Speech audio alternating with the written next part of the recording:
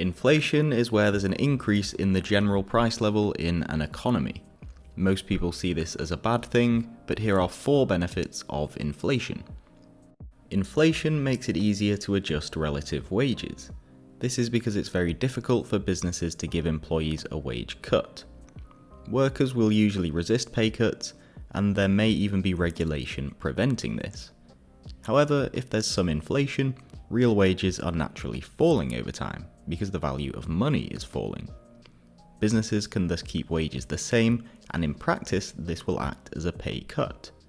This allows labour markets to be more flexible and should reduce unemployment, as businesses don't need to fire employees, they can just allow their real wages to fall. Inflation also reduces the real value of debt.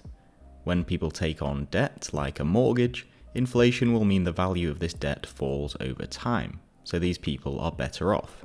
This incentivizes people to borrow and spend, increasing economic growth.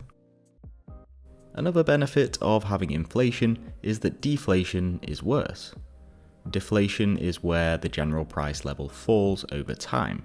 If prices are falling, people may delay purchases because they expect prices to be lower in the future. This reduced spending can reduce economic growth, potentially leading to a recession. Deflation has caused major problems for economies in the past, such as contributing to economic stagnation in Japan.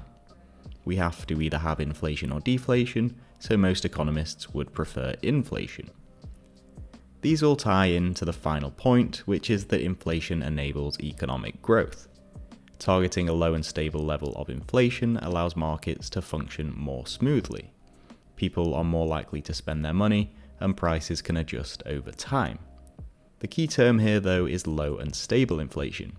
This is why many governments target 2% inflation rather than 10 or 0%, because too much or too little inflation can be a bad thing.